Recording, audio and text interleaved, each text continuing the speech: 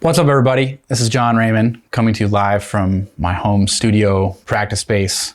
We like to call it the workshop. And really, these videos are meant to be something where we're working out a whole bunch of things with regards to jazz and improvisation and everything in between. So I thought today we could spend a little time talking about time and time feel and articulation, how you pronounce or articulate the time when you play.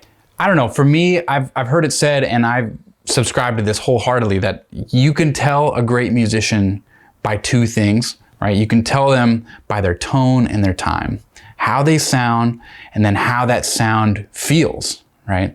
And so if we are actively working on trying to develop our time and our time feel all the time in certain ways, it's going to strengthen that foundation of our musicianship that's going to help us be able to sound like ourselves in any capacity, in any context that we find ourselves in. So I want to talk about three things today. The first is, how do you internalize and develop steady time? That's crucial, right? How do you find the beat, right? From there, once you find the beat, how do you then work on being able to develop the ability to hear and play behind the beat and ahead of the beat, and sort of anywhere on that spectrum? I think all great musicians can play on that spectrum whenever they want, depending on how they want the music to feel, right? So we want to develop that too. And then last but not least, I want to get into a little bit about articulation, or how you pronounce your notes on your instrument in the midst of the time, and how not to get caught up in articulation. That's really the thing that helps you delineate your time when you play. And so it's a super crucial thing we want to develop too. So first, let's talk about how you find the beat. Put on a metronome slow, like I'm going to say like 30 beats per minute or less, right? And the reason I say this is because if you put the metronome on too fast, the metronome's doing all the work for you. You have to get into a place where you're developing time, because you're developing your sense of hearing in between the beats, not just the beats themselves. Because we have to remember that time is not just these arrival points that we're arriving on for every beat. It's a continuum, right? It's constantly going.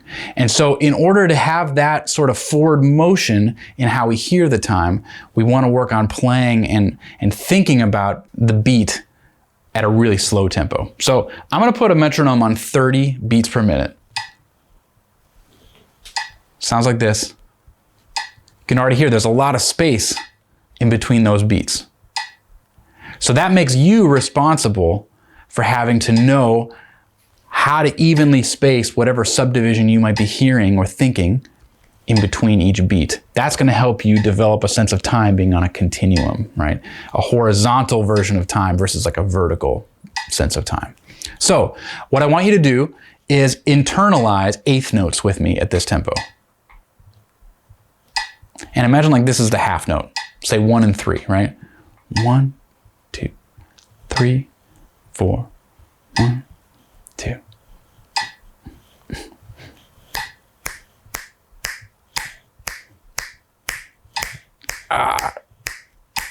That's a little behind.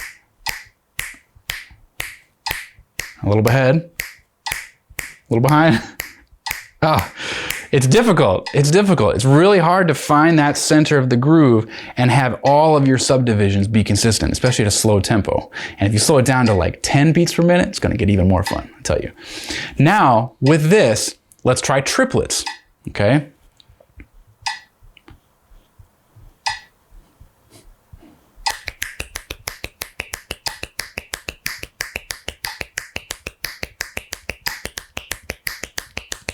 It's hard to snap with two fingers, actually, it turns out, right? Any kind of subdivision that you can work out at a slow tempo, either just like internalizing it, thinking it, or doing something on your instrument, some kind of exercise to do that, is going to help develop your sense of pulse so that you think of things and you can hear things very evenly, very stable, and like you're not guessing where those beats are, right? That's going to help you develop that sense of time, like we're talking about, being on a continuum that has that forward motion. Now, once you develop that, you also need to be developing your sense of feel in relation to the beat. And I think a really great exercise to do this with is, again, put the metronome on. I'm gonna turn it up to 60 beats per minute now. We're gonna imagine like this is 2 and 4, okay? And we're gonna figure out what it feels like to play on the beat versus ahead of the beat versus behind the beat, and what each of those feels like to you. It's important that you relate to that emotionally. Time isn't just this intellectual thing that you have to just like understand or something. You have to feel it, right? That's what rhythm in this music is. It's all about feeling. So here's 2 and 4. 2, 3, 4, 1, 2, 3, 4, 1, 2. And what you can do with something like this is either play or clap or just internalize where the beat is. Try to find the beat first, right?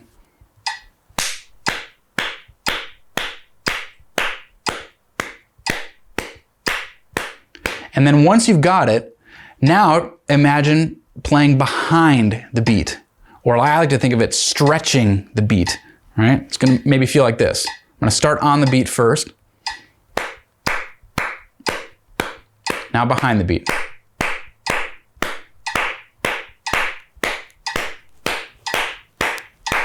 Right? It should feel, you should almost hear this sense of kind of hiccup, like the beat happens and then my beat happens, right? Or if you're playing, you'll hear that as well, right? Here's an example of me playing. 1, 2,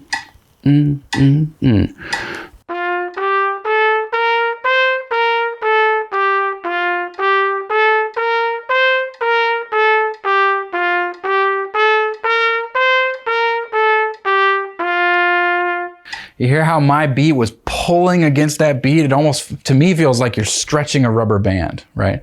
Now, if I do the same thing but try to push ahead of the beat, here's what that feels like.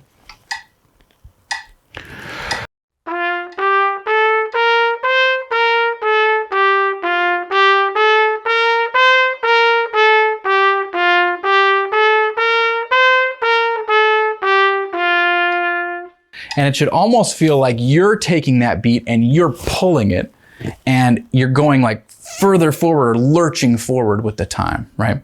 You can relate to the time however you want. I guess this is my interpretation of it, right? But ultimately you have to find a way for you to develop a sense of how each of these things feels. Because if you can develop a sense of control, playing on the beat, behind the beat, ahead of the beat, and everything on that spectrum, you're gonna have a really diverse array of how time feels to you and how you're able to communicate it when you play. Okay. Last but not least, let's talk just for a second about articulation. So what I mean by articulation is really how you're pronouncing the notes as it relates to the time, right?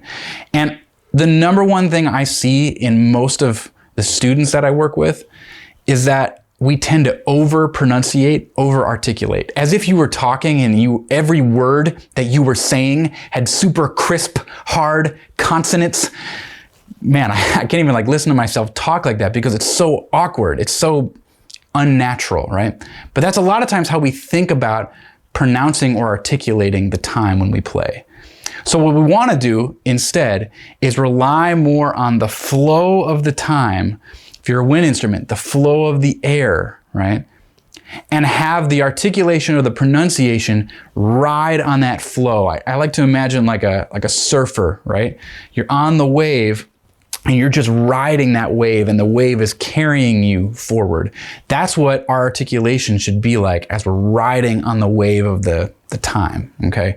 So a simple exercise to do here, put the metronome on 60, take a major scale, and play it either from the 1st degree to the 5th degree of the scale and back down, or all the way up to the 9th and back down, and just practice getting the articulation out of the way and letting the flow of the time just kind of ride for you. And then just articulate as you need, right? Something like this. I'll do 8th notes first, and then I'll do 16th notes, all right?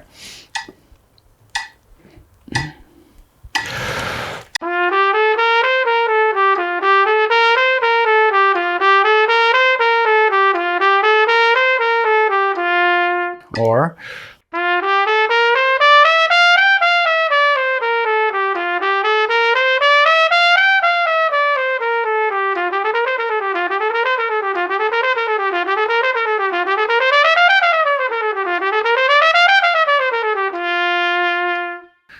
You get the idea, right? Try to get that articulation and pronunciation where it's not leading the way, right? It's maybe only like 5% of what's happening.